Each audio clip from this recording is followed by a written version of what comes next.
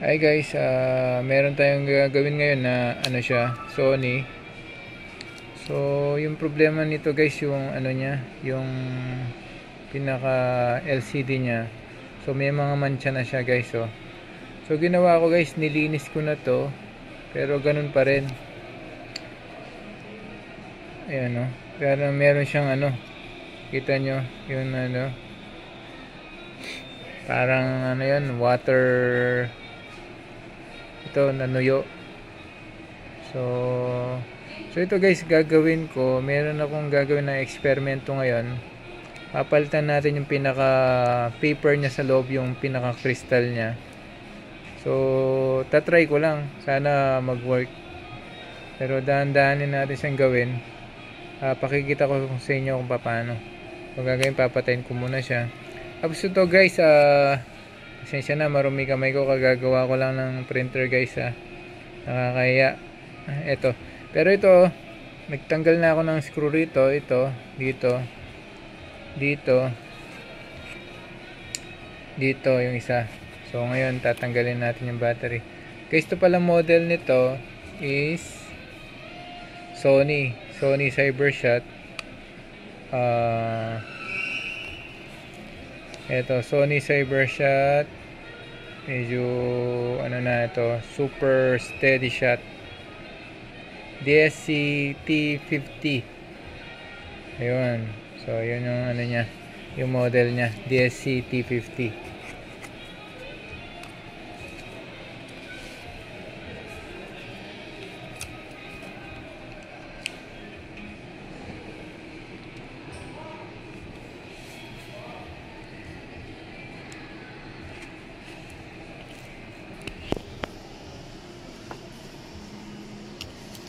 So ngayon guys, gagawin natin, disassemble na natin siya. So ito yung pinaka front panel niya. Tapos ito guys, kung makikita nyo, so sinubukan ko na siyang inano kanina. So ito, meron siyang tatanggalin natin to. Meron siyang flex dito papunta dito sa likod niya. So gaganyanin natin siya. So pi-flip natin yung lock niya, yun. Tapos yung isa rin.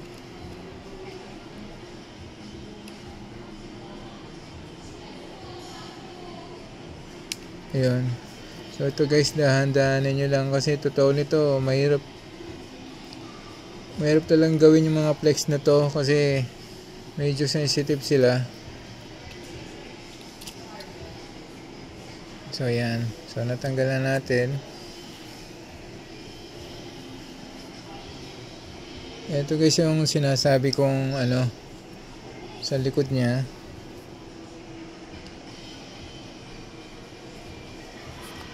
Ayan.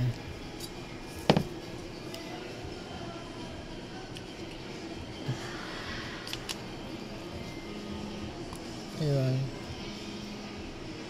So binunot ko siya.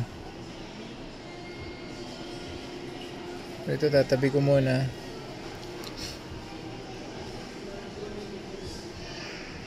So ito guys, may papel siya. So ginawa ko pala guys, ito. Meron pala akong LCD ng laptop. LED siya. So tapos meron siyang sira na to. So tapos kukuha ko ng dito, kukuha tayo ng papel dito, yung ito, pinaka niya, para palitan natin to. Ito, yung papel niya kasing ito guys, may mancha na. So kung may makikita kayo, parang kung visible sa inyo, ito, watermarks. So brown siya. So titingnan natin kung kakayanin natin gawin to.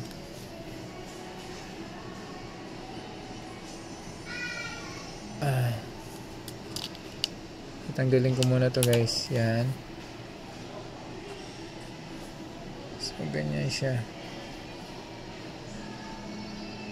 So ganyan to. So ganyan. So tatandaan nyo lang guys kung paano Baka kasi imbis na magawa, masira. So ito ay angat ko lang yung plastic niya. Ayun.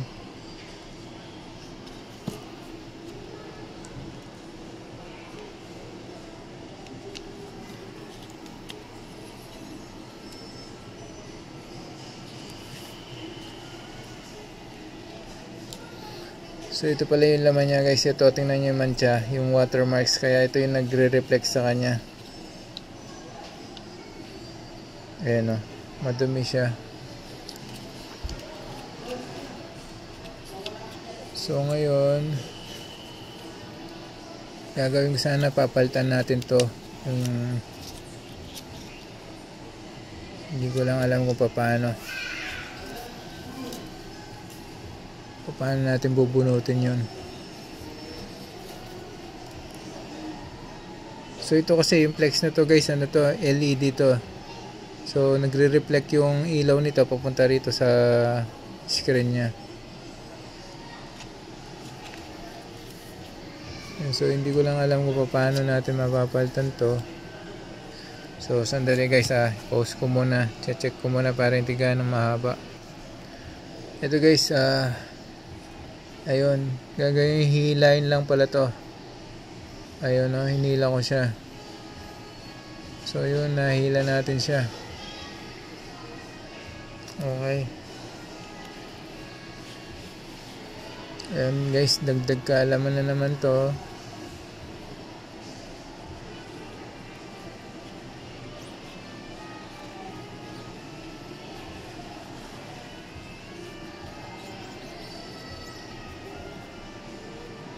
Guys, medyo sensitive siya, maliliit, masyado manipis.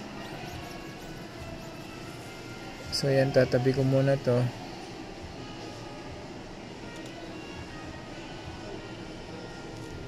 Tapos ito, dito tayo mag-focus.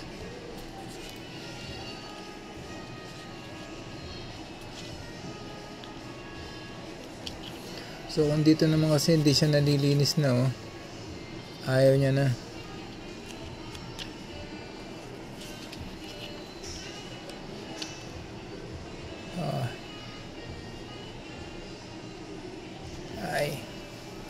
So ngayon kukuha ko ng ano guys, pupunit tayo, magkakat ako ng ano, kakat ako dito.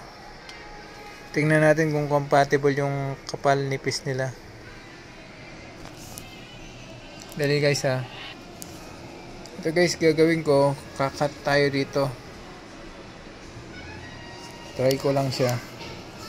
So ito kasi guys, triplicate siya. Makikita nyo, ito yung pinaka ano nya, paper nya. So ganun yung gagawin ko rito. So guys, ipo-forward ko na. Ito guys, humiwa ako ng ganito kalaki.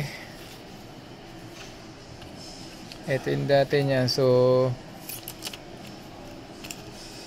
kumuha lang ako ng guide. Kumuha ako ng guide para pumiraso rito guys. Ito yung pinaka ano nya, yung square nya rito. So tapos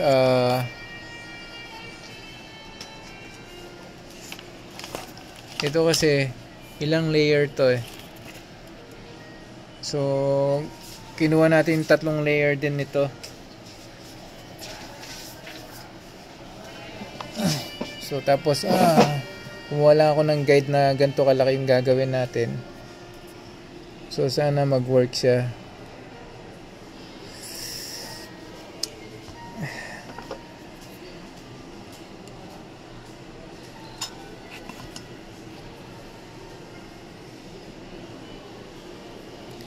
Ito medyo dahan-dahan nyo lang guys yung paggawa din kasi medyo sensitive sila.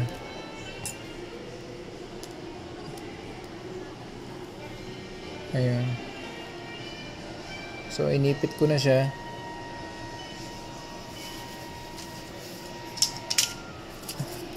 So guys, pasensya na, hindi ko na talaga na-details kung paano iniwa yun, pero eksakto naman na yung ginawa natin na ganun.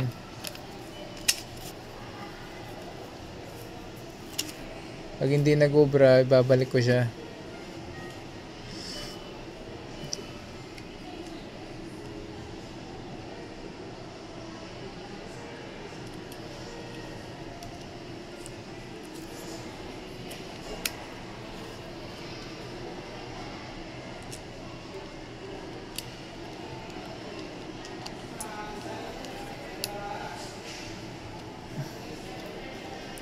Ayun guys, sana maging successful to. So ito lang, medyo kailangan ingat lang tayo guys. Ito sa pagbabalik ng mga flex nya,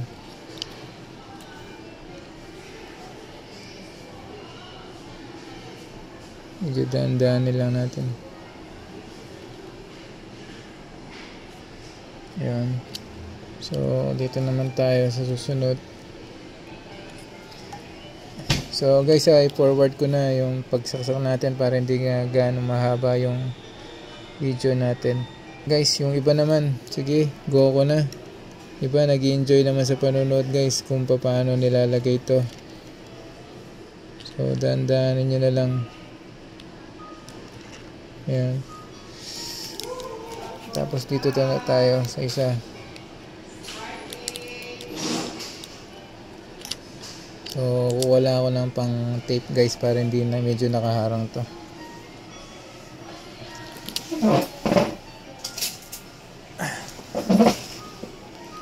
Ayan. So para hindi tayo mahirapan mag-insert, wala ako ng pang ano. Ayan. So i-insert na natin tong isa.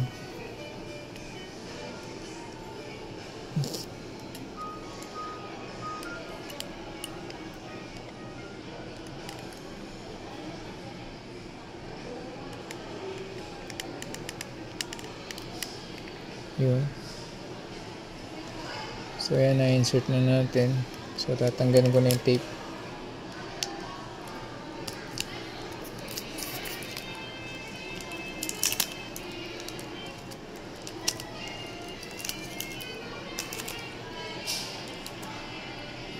Tapos ito na.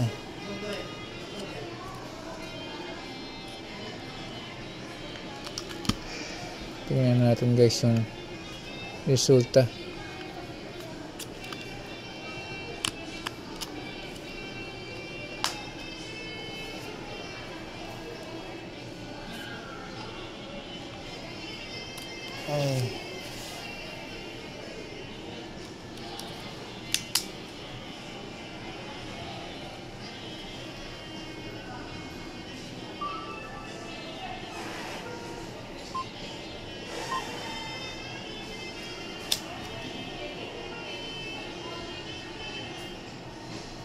Yun guys, ay nag-work siya, diba?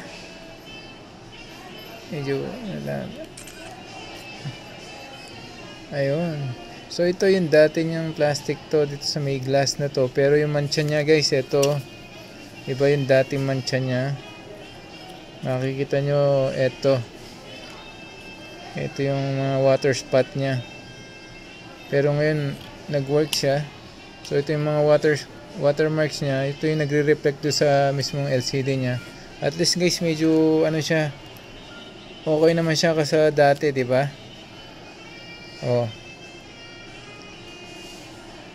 Okay. So yun pala guys, pwede nyo gamitin yung ano, ito yung pinaggamitan ng ano, mga LCD na sira, LCD ng mga laptop. Tapos sa likod niya meron siyang parang mga reflector na paper. So ito yung gagawin nyo guys, kagaya lang din to pala ng mga LCD na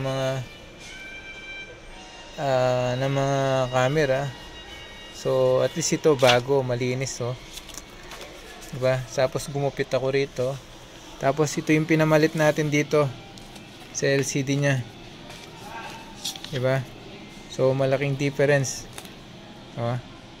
Malaking difference, wala na yung pinaka ano nya. Okay guys, Guys, ayun, thank you so much sa panonood. Sana may natutunan kayo. Paki-like naman, paki-subscribe din yung channel natin guys. Baka sa susunod marami pa kayong makikita mga tutorial natin na hindi natin nakalain na magagawa natin. Ito guys, experiment lang to pero working naman pala. So same mga process lang pala sila. Ito guys, thank you so much and God bless. See you once again. Bye.